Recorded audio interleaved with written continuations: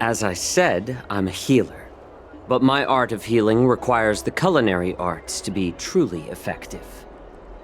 The magic of my cauldron is its ability to make all kinds of medicines into dishes that patients can eat. When simmered and cooked together, any kind of medicinal herb or ingredient becomes a delightful delicacy. Delicacy. But isn't that just one flavor overpowering the others? Well, you have a point. Let me ask you this. If there's a fussy child who refuses to eat green peppers, what's the best way to make him eat them? Stuff the kid's mouth with the green peppers and cook him alive in a pot.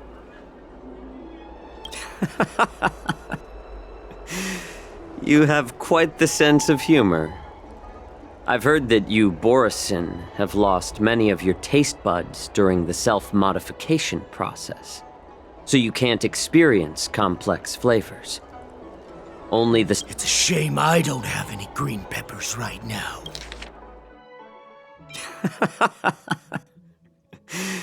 You have quite the sense of humor. I've heard that you Borisin have lost many of your taste buds during the self-modification process, so you can't experience complex flavors.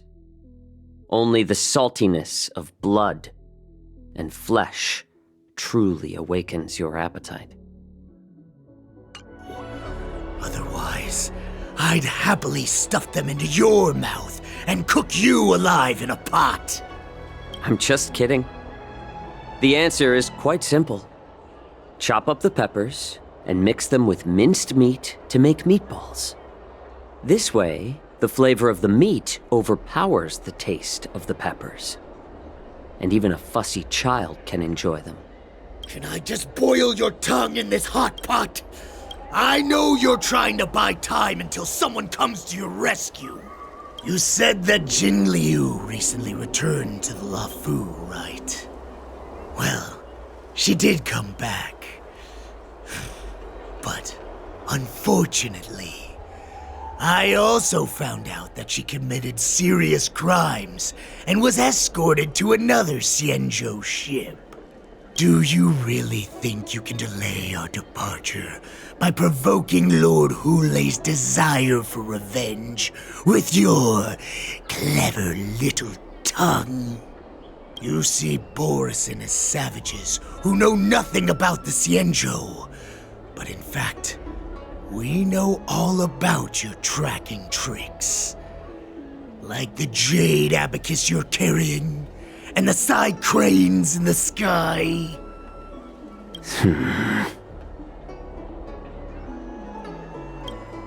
The more hope you hold in your heart, the greater your pain will be when death comes. I wonder if you can maintain your composure when I tear your throat open. His composure is only a temporary effect of the medicine. And it will wear off soon, right? Lord Hoolay! Oh, you pathetic Foxians. For thousands of years, we were the ones who allowed you to live and who granted you civilization. But in the end, you chose to betray us for the freedom promised by the Xianzhou people. But it's all right. As long as you catch the scent of your masters, you obediently return to us. No matter how far you run away.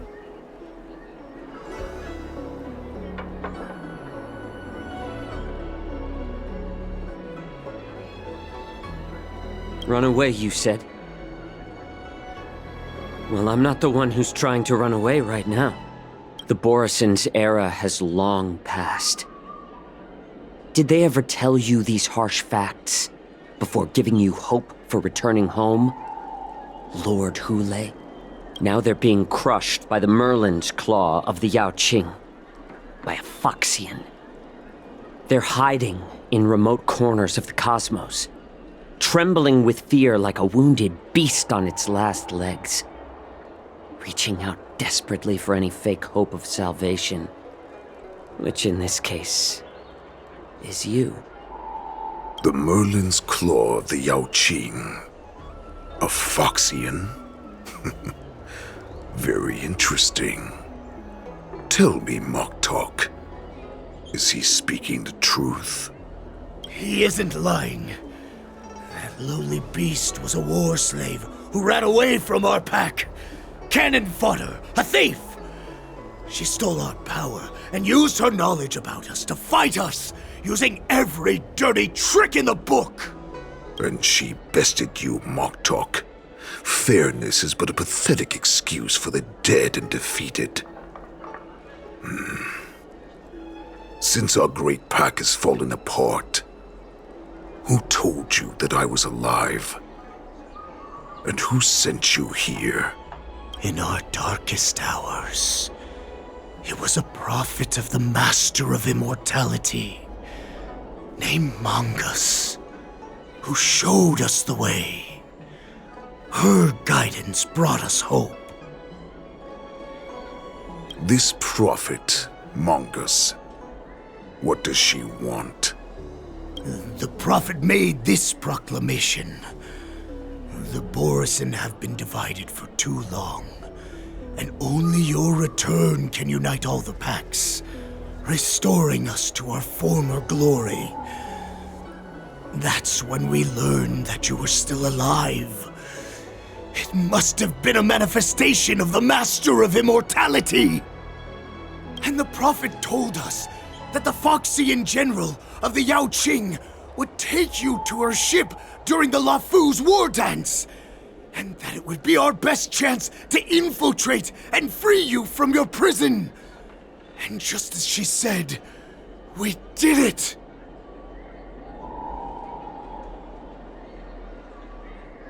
Even if you managed to set Hoolay free, you'd have no way to escape.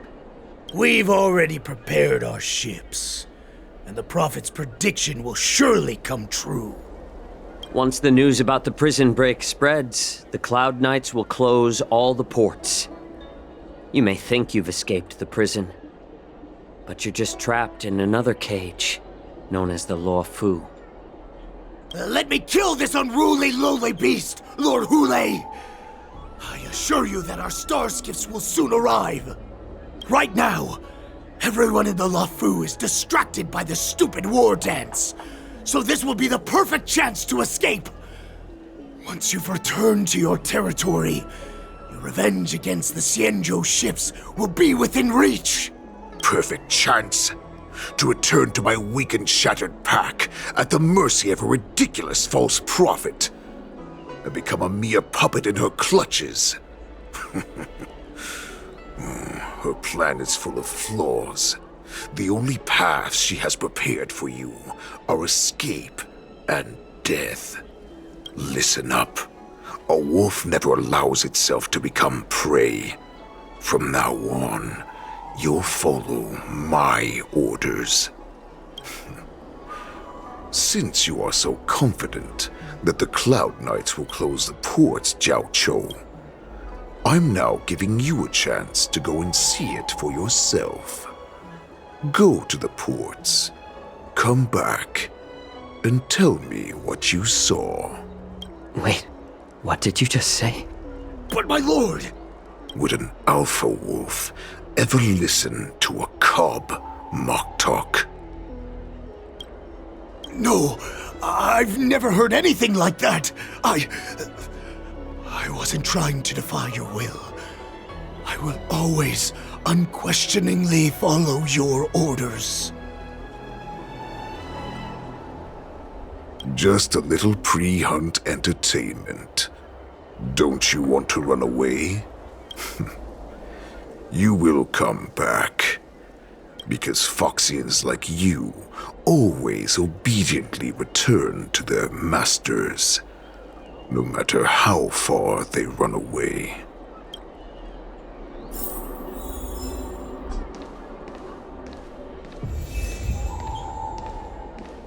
I don't fully understand, Lord.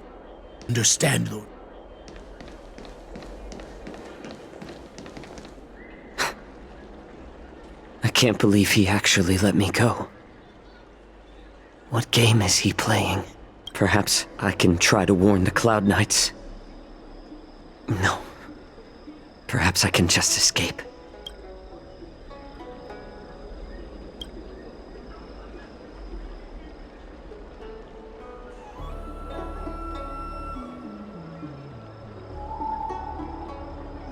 Just as I suspected. He's testing me. The Cloud Knights must have been aware of this.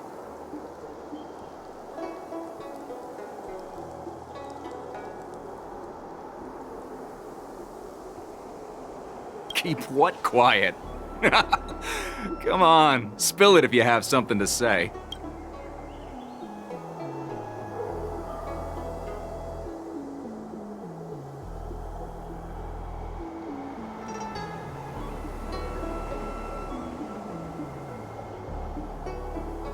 You want to leave alone now?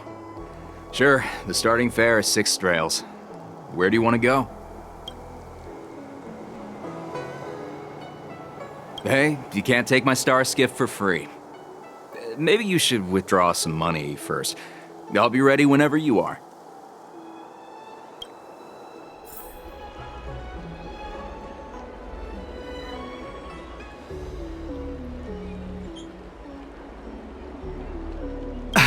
I'm sorry, but if I can help you.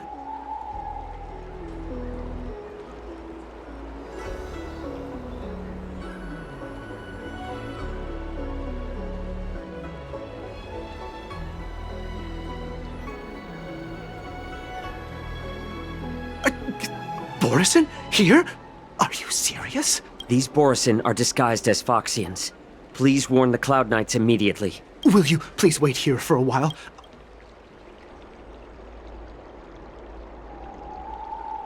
Hey there. I noticed you'd been Could you please provide...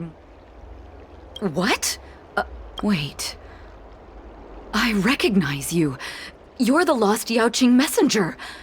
How are you here? I was brought here by the Borisin. Please make sure to report this news. All right. I'll call for reinforcements. You're back, Jiaoqiu. Come and take a good look. Who are these people?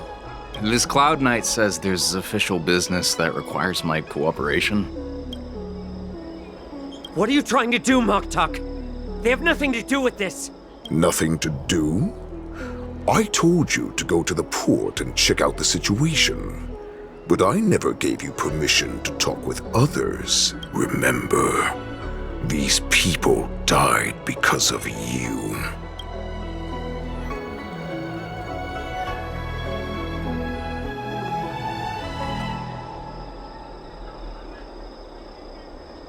You want to prove to me that you hold everyone's lives in your hands, right, Hoolay? Oh, exactly as you said. So, have the Cloud Knights closed the ports? No. They don't want to publicize my escape. I understand. It's no surprise, for fear is more deadly than claws and fangs. Especially during a festive time like the war dance. What lurks here is not a group of fugitives, but rather a pack of wolves amidst the flock.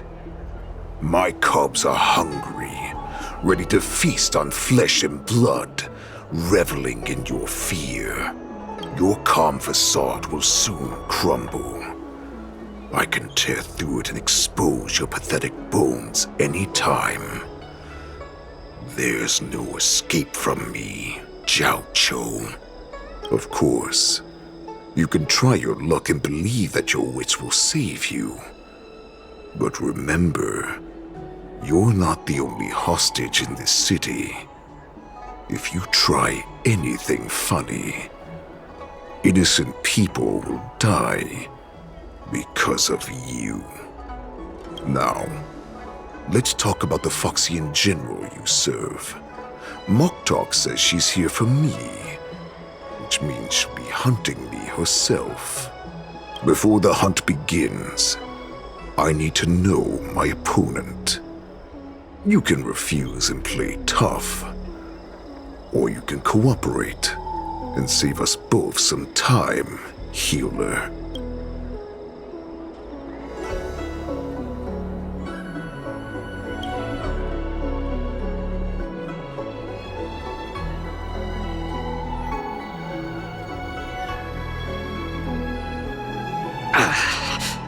Good. At least you didn't try to draw attention with a scream. That way no one will die in vain.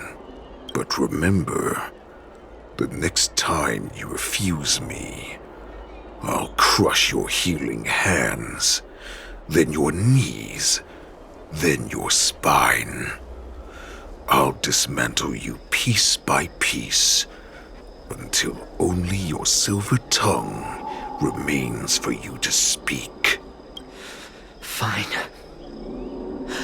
I'll tell you what you want to know about her. But I expect something in return.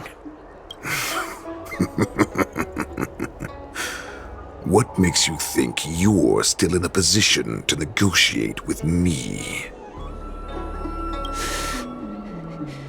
You can torture me until I talk. Or let's save us both some time. Warhead. Here's the question that's been bothering me. How have you managed to survive and endure centuries of torture? Borisin aren't supposed to live that long, or possess such regenerative abilities. So, is that why the Xianzhou Yaoqing wanted to take me away? To some, I'm a hostage, but to others, I hold the secrets they desire. I still remember, in the early years of my captivity, the Foxians came and went. They extracted my blood and marrow, trying to unravel the mystery of moon rage. They wanted to conquer their fear of the Borisin and free themselves from their bloodline. Unfortunately, they failed to uncover the secret. So, they resorted to the most brutal punishments they could imagine. Some seek power to destroy their enemies, while others seek power to become their enemies. Which one are you, Jiaoqiu? I see. You're the most pitiful of them all, healer of the Yaoqing. You seek power to share it with others and do good. Well, then let me tell you the answer you seek. In our ancient legends, Duran, the ancestor of the Borisin, was dissatisfied with his limited lifespan and power. He yearned to dominate the skies and become the master of all the stars. To achieve his goal, he sacrificed the lives of countless Borisin and Foxians, pouring them into the spring bestowed by the Master of Immortality. Through a form of genetic sorcery, the water gave birth to a miracle. The lunar embryo. Duran ascended the birthing bed and obtained what he desired, a heart in the shape of a deep red full moon. He cut open his chest and replaced his original heart with this crimson moon.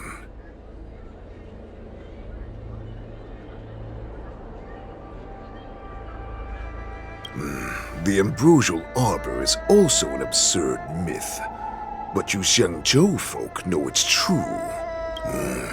This moon heart beats within the body of every generation of the Borisin warhead. In the ritual that decides the new warhead, the successor cuts open the previous warhead's chest and consumes the divine heart, thus possessing it as their own. Devouring is the true essence of life, allowing us to endure and thrive. It gathers the life essence of all the prey we consume, making us stronger and stronger. I thought all hope was lost after 7 centuries of torment. But now, this heart is beating once again. All right. Now it's your turn to tell me everything about the Merlin's Claw. Jiaoqiu, I found you.